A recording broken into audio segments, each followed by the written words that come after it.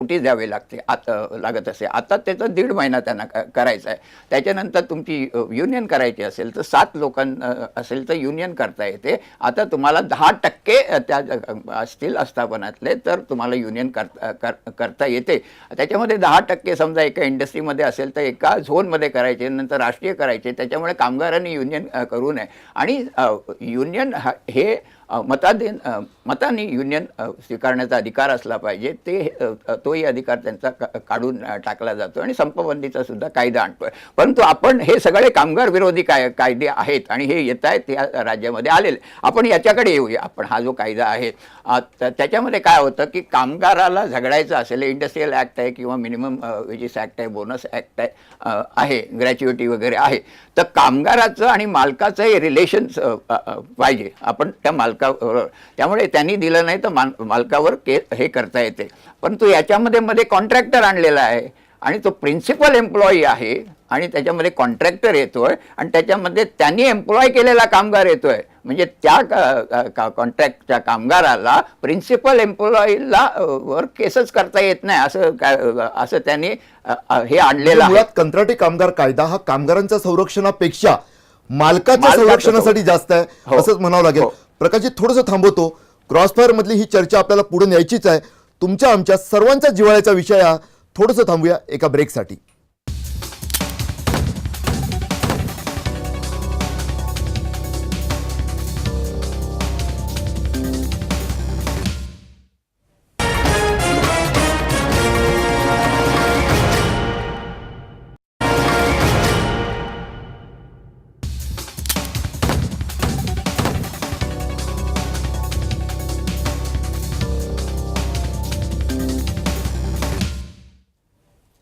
क्रॉसफायरमध्ये आपली चर्चा पुढे नेऊया. कंत्राटी कामगार कायद्यात सुधारणांच्या नावाखाली बिघाड घडवला गेला की काय, या मुद्द्यावर आपण चर्चा करतोय.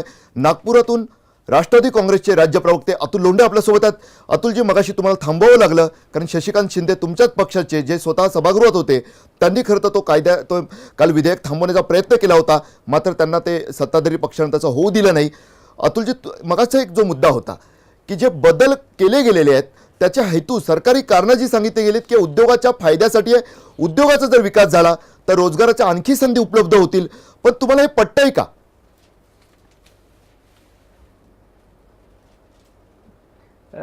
असं होऊ शकत नाही तुळशीदासजी. मुळात ही गोष्ट लक्षात घेतली पाहिजे की भारत हा देश प्रचंड प्रमाणावर बेरोजगारी वाढत चाललेला देश आहे.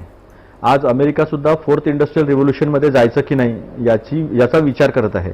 तर तिथे भारतामध्ये एक सर्वसमावेशक धोरण असायला पाहिजे ज्याच्यामध्ये कामगारांना सुद्धा तेवढं संरक्षण असलं पाहिजे. कारण की उद्योग वाढत असेल आणि त्याचं ऑटोमायझेशन जर मोठ्या प्रमाणावर होत असेल तर मग तो फायदा कामगारांना कसा होईल? ज्या पद्धतीने चायनामध्ये झालं त्या पद्धतीने यांना भारतात घडून आणायचं आहे का? हायर अँड फायरची पॉलिसी अडॉप्ट करायची आहे का याच्यामध्ये? तर आपल्याला त्याच्यामध्ये स्पष्टपणे हा कायदा बघितल्यावर असं लक्षात येतं की यांना हायर अँड फायर पॉलिसी जी आहे ज्याची मागणी उद्योजक करतात ती करायची आहे. मग आता ह्याच्यामधनं पळवाटा कशा काढतील हे लोक की आता जर 200 कामगार आहेत आणि रेड्डी साहेब म्हणतात 300, पण या महाराष्ट्राच्या बिलामध्ये मात्र 200 आहेत असं मला कळलेलं आहे. बिलाची प्रत माझ्या हातात यायची आहे अजून. आता 200 आहेत तर मग 100च्या 150च्या 5 कंपन्या फ्लोट करतात हे लोक, त्यातनं पळवाटा काढतात आणि मग हायर अँड फायर सरकारकडे जायचं काम नाही आहे आणि या सगळ्या कंत्राटी कामगारांना कधीही दूर करता येतं. मग ज्या सोयी सुविधा केल्या आपण, आठवडी रजा असेल, प्रसूतीच्या रजा असतील, वैद्यकीय रजा असतील, ह्या ज्या फॅसिलिटीज आपण दिलेल्या आहे या मुळात कधी दिल्या याचा इतिहास सुद्धा बघितला पाहिजे तुळशीदासजी. या सरकारला हे समजून घ्यावं लागेल. जगभरामध्ये जेव्हा इंडस्ट्रियलायझेशन झालं त्याच्यानंतर मोठ्या प्रमाणावर भांडवलदारांनी कामगारांची पिळवणूक केली. पिळवणूक इतकी केली की त्याच्या विरोधात फार मोठं आंदोलन झालं आणि तिथून मार्क्सचा जन्म झाला, तिथून समाजवादाचा जन्म झाला.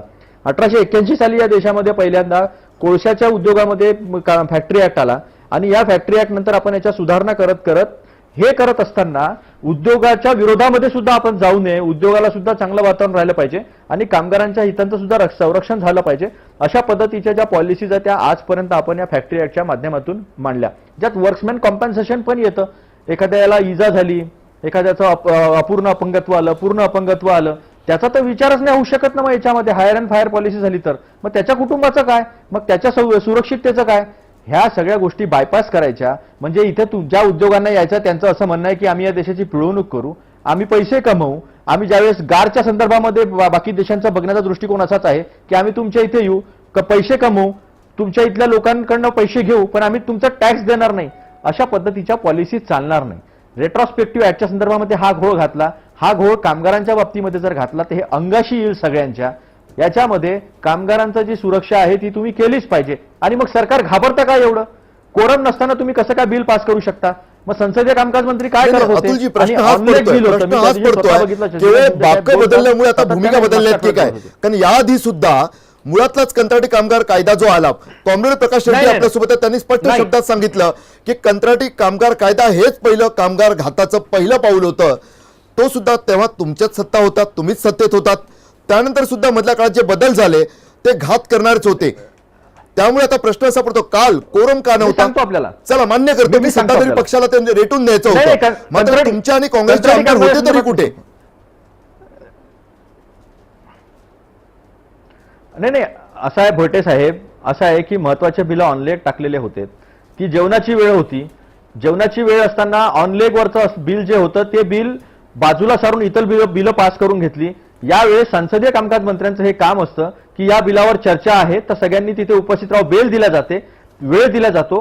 जेवणाच्या वेळेवर आपण बरोबर हे बिल आणता आणि तेव्हा त्यांचे सुद्धा नव्हते, मंत्री सुद्धा नव्हते, फक्त जे कोरम सुद्धा नव्हता, तरी पारित करून घेतलं. याच्यामध्ये आपल्याला लक्षात येईल की कसं आहे. आपण कंत्राटी बिलाबद्दल बोलले. कंत्राटी कुठलाही नवीन आपण एखादी गोष्ट आणतो तेव्हा त्याला थोडाफार विरोध होतो, पण कंत्राटी कामगार कायदा आणत असताना त्याच्यामध्ये विचार हा होता की तुमची ऍक्च्युअल स्ट्रेंथ किती असावी ही पण कायद्यात दिली असते. कामगाराची स्ट्रेंथ किती असावी आणि त्याच्यावरची नॉन प्रोडक्टिव्ह समजून घ्या, शिपाई असेल किंवा इतर काही असेल, छोट्या छोट्या याच्यातले जे होते ते कंत्राटावर घेतले पाहिजे, अशा पद्धतीचं ते धोरण होतं. पण आता मोठ्या प्रमाणावर त्याचा काही फायदा घेतला गेला नसेल असं नाही आहे. पण सरकार म्हणून ज्या देशामध्ये एवढी मोठी लोकसंख्या आहे, शिक्षित लोकसंख्या आहे, त्या देशामध्ये सरकार म्हणून कामगार हिताचं जे आहे, जिथे 90% असंघटित क्षेत्रामध्ये आहे त्याच्या संदर्भामध्ये पुन्हा असंघटित क्षेत्रातले लोक वाढावे अशा पद्धतीचं धोरण अतिशय चुकीचं आहे, निषेधार्ह आहे, अपेक्षित नाही आहे. सत्ता कोणाची असो, जे सातत्यानं कामगार हितासाठी भांडतात ते कॉम्रेड प्रकाश रेड्डी. मगासपासून मी पाहतोय तुम्ही अस्वस्थ दिसताय मला सातत्यानं. म्हणजे जेव्हापासून ही चर्चा सुरू झाली तेव्हापासून पाहतोय. ही अस्वस्थता यामुळे आहे का की सत्ता कोणतीही असो, तुम्ही गेली काही दशकं जे आंदोलन लढताय, सातत्यानं कामगारांचा हळूहळू कुठेतरी घातच करण्याचे प्रयत्न दिसतात? हो, निश्चितच. कारण मी तुम्हाला उल्लेख केला 1900 कामगार पाताळगंगाचे जे आहे रिलायन्सचे, ते 10 मे पासून संपावर आहेत आणि त्यांना ह्याच जो काही अस्तित्वात असलेला जो कॉन्ट्रॅक्ट लेबर ॲक्ट आहे त्याच्या खाली त्यांचे सगळे हक्क काढून घेतलेले आहेत आणि त्यामुळे ते झगडतायत आणि त्यांना काढून टाकलेलं आहे. आणि अशी परिस्थिती सगळीकडे अख्ख्या आपल्या देशामध्ये आहे. त्यामुळे पहिल्यांदा जो कायदा आणला तोच कायदा चुकीचा होता.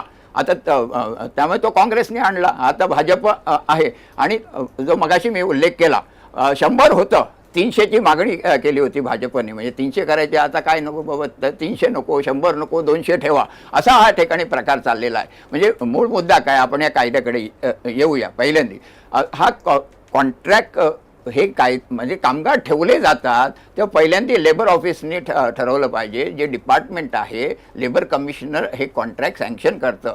ते कॉन्ट्रॅक्टसाठी हे म्हणजे हे जे वर्क आहे ते कॉन्ट्रॅक्टच्या खाली येतं का हे बघितलं पाहिजे. दुसरं म्हणजे हे करताना त्याच्यात एक तरतूद आहे की समान कामाला समान वेतन, ते दिलं जात नाही. मी तुम्हाला रिलायन्सचा उल्लेख केला, इथे 60,000 ज्या ठिकाणी मिळतं तिकडे. थोडंसं प्रकाशजी तुम्हाला थांबवतो. आपल्यासोबत जयंत पाटील आहेत, राष्ट्रवादी काँग्रेसचे नेते. आमदार जयंत पाटील स्वतःही काल सभागृहात होते. हे बिल जेव्हा घाईघाईत मांडण्यात आलं, काय नेमकं वाटतं जयंतजी, काय हेतू असावा सरकारचा? कारण एकीकडे सरकारी कारणं जी दिलेली आहेत त्यांचं म्हणणं आम्हाला रोजगार निर्मिती वाढवायची आहे, सरकारी हस्तक्षेप कमी करायचा आहे. तसं ऐकायला कारणं खूप छान वाटतात, मात्र प्रत्यक्षात या ज्या सुधारणा आहेत त्या कामगारांचं जीवन बिघडवणार आहेत असं कामगार नेत्यांचे आरोप आहेत.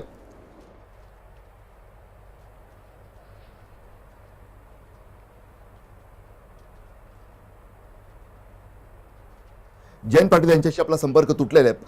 प्रकाशजी, मगाचाच मुद्दा पुन्हा एकदा घेऊया आपण, की ज्या पद्धतीनं म्हणजे एक एक पाऊल प्रत्येक वेळी तेच वाटतंय. आता तुम्ही रिलायन्सचा उल्लेख केलात की त्या कंपनीत संप सुरू आहे, मात्र दखल घेणारं कोणीही नाही आहे, कारण त्यांना ते कायद्याचे लाभच मिळू शकत नाही आहेत. नाही, लाभ मिळू शकतात. समान कामाला समान वेतन जर दिलं कॉन्ट्रॅक्टमध्ये असताना, त्या कायद्यामध्ये ते आहे, तर ते दिलं जात नाही. अशी कोणी मागणी केली तर कॉन्ट्रॅक्टच रद्द केलं जातं. आणि ह्या कायद्यामध्ये आता हे काँग्रेसनी केलं, हे जे बोलत आहेत त्यात त्यांच्या सरकारने केलं, तर त्याच्यात असा नियम नाही की कॉन्ट्रॅक्ट रद्द केल्यानंतर त्या कामगाराला ॲब्सॉर्ब करा, असा नियम त्याच्यामध्ये नाही. म्हणजे पहिल्यांदाच घातक असलेला कायदा हा ठिकाणी आणखीन घातक करून ठेवला आहे यांनी. त्याच्यामध्ये दुसरं काय, आता हे बोललं जातं की या कायद्यामुळे रोजगार वाढतील म्हणून. आता हे रोजगार कुठे वाढणार आहेत? त्याच्यामध्ये या ठिकाणी कायद्याने त्याच्यामध्ये कामगाराच्या पिळवणुकीसाठी हायर अँड फायर सिस्टीमसाठी केला गेलेला आहे. आणि हे जास्त करून कोण करतोय? संघटित जे मालक आहेत, त्यांच्या मोठ्या मोठ्या फॅक्टऱ्या आहेत, त्याच्यामध्ये कामगारांनी झगडून, आत्ता महागाई आहे त्यामुळे ते ज्याला म्हणतो पगार, बोनस, ग्रॅच्युइटी, हे जे आपले हे मिळवलेलं आहे ते मिळवू नये म्हणून त्यांना कायम काम करणार जे लोक आहेत ते कॉन्ट्रॅक्टवर ठेवायचे आहेत. आणि मोठ्या मोठ्या फॅक्टऱ्यामध्ये हे जे काही आहेत म्हणजे अत्यंत कमी वेतनावर कामगार ठेवून काम करायचे आणि पिळवणूक वाढवायची आहे. हे काय रोजगार वाढण्यासाठी आलेलं नाही. रोजगार वाढीचं नाहीये, तर पिळवणुकीचं एक साधनच आहे कंत्राटी कामगार कायद्यातील या सुधारणा. प्रकाश रेड्डी यांचे शब्द आहेत, त्याच्याशी तुमच्या आमच्यातील सर्वच जण जवळजवळ सहमत होतील. अर्थात काही लोक उद्योग विकासाचं, रोजगार वाढीचं वेगळं मुघम कारणही पुढे करू शकतात, गोंडसाचं कारण पुढे करू शकतात. थोडंसं थांबूया ब्रेकसाठी. ब्रेकनंतर आणखी पुढच्या मुद्द्यावर जायचं आहे आपल्याला.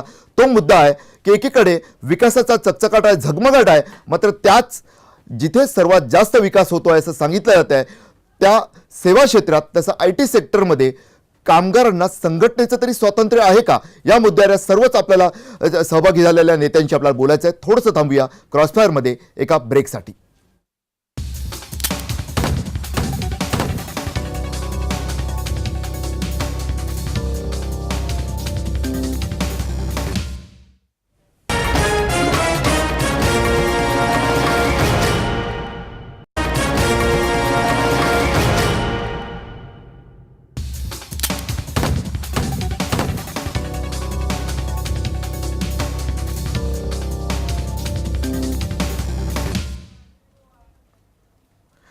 कंत्राटी कामगार कायद्यातील जे बदल आहेत ते खरोखरच कामगारांचे जीवन कसं बिघडवणार याच्यावर प्रत्येक कामगार नेता सांगतोय आपल्याला इथे बसलेला.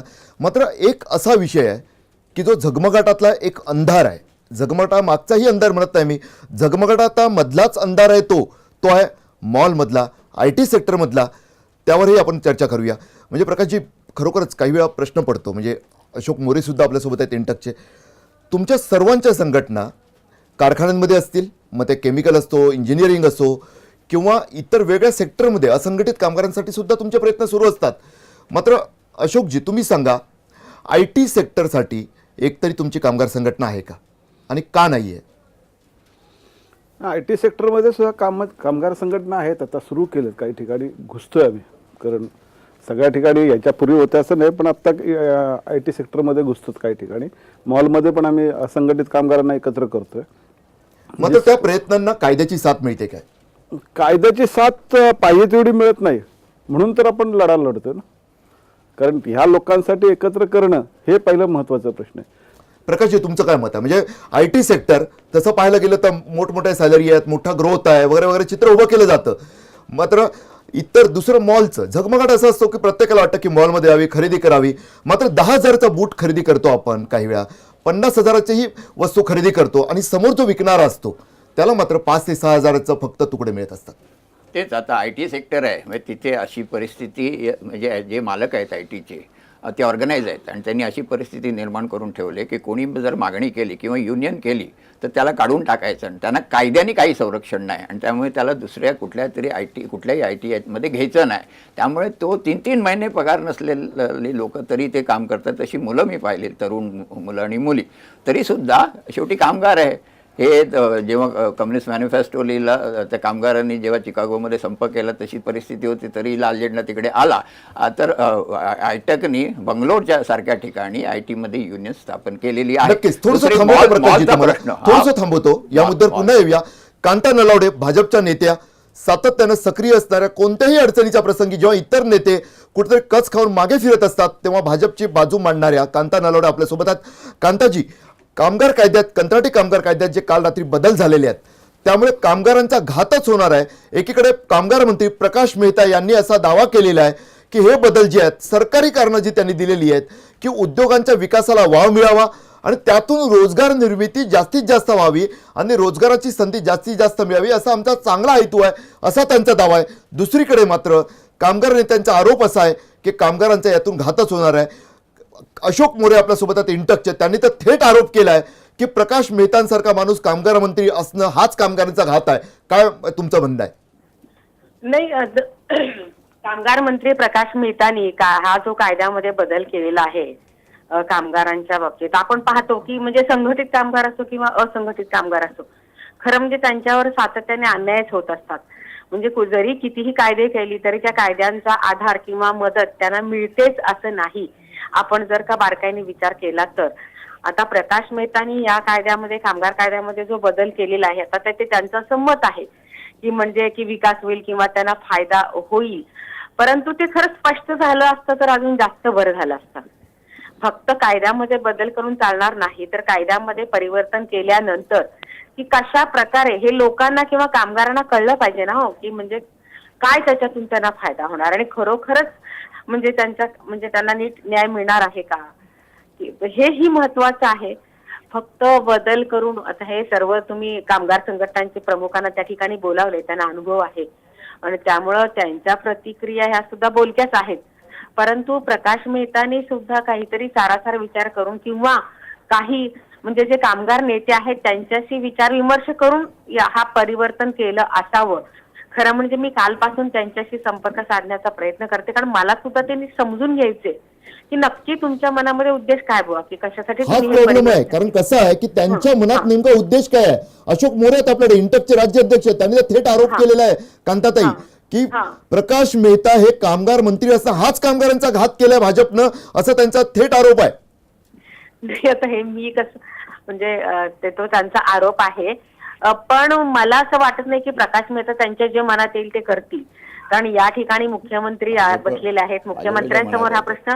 आणि पण मी तुम्हाला सांगितलं कालपासून मी प्रयत्न करते की त्यांच्याशी संपर्क साधण्याचा, कारण मला सुद्धा त्याचं आकलन नीट होत नाहीये की त्यांच्या डोक्यामध्ये किंवा त्यांची कल्पना काय आहे, हे खरं म्हणजे मला सुद्धा समजून घ्यायचं आहे. आणि म्हणजे मला तरी असं वाटतं की म्हणजे कॅबिनेट समोर किंवा मुख्यमंत्र्यांच्या समोर किंवा काही कामगार नेत्यांशी म्हणजे विचार विमर्श करून त्यांनी हा बदल केलाय का, हे सुद्धा खरं मला त्यांच्याकडून जाणून घ्यायचंय. मला स्वतःला सुद्धा जशी जिज्ञासा तुम्हा सर्वांना आहे, नक्कीच तुम्ही समजून घ्या कांताताई. मात्र प्रकाशजी, खरोखरच म्हणजे आता प्रश्न असा आहे की प्रकाश मेहता यांनी हे जे बदल केलेत स्वतःच्या पक्षाच्या लोकांना नक्कीच त्यांनी म्हणजे खरं तर मंत्रिमंडळात ते आलं असणारच, त्याशिवाय ते पुढे जाऊ शकत नाही. मात्र पुन्हा एकदा त्या मुद्द्यावर आपण येऊया, कारण संपूर्णच हा गोंधळ दिसतोय खरं तर की कामगारांच्या काहींना पण मान्य नाहीये. नाही, गोंधळ काही नाही, नाही, मी मान्य सांगतो. नाही. हो. तुमचा प्रश्न पूर्ण झाल्यावर मी बोलतो. हो, तर एकंदरीत तरी सुद्धा ही धोरणं रेटून देण्याचा प्रयत्न, मग अशी शशिकांत शिंदे आपल्याशी बोललेत, अतुल लोंढे यांनी सुद्धा आपल्या लक्षात आणून दिलं की कोरम नसताना बिल पुढे रेटण्याचा प्रयत्न झाला. शशिकांत शिंदे यांनी स्वतः विनंती केली होती की आजसाठी ठेवू नका तुम्ही, तरी सुद्धा ते घाईघाईत जेवणाच्या वेळेत हे मंजूर जे करण्यात आलं आणि त्याच वेळी कुठेतरी कामगारांच्या तोंडचं अन्न मात्र पळवण्याचा प्रयत्न झाला. नाही, ही पद्धतच आहे. मला नाही वाटलं त्यांना माहिती नाही किंवा त्यांनी केलेलं आहे. आता तुम्हाला माहिती आहे की शेतकऱ्याची जमीन विकत घ्यायची असेल तर ती सामुदायिकरित्या किती जमीन घ्यायची, त्या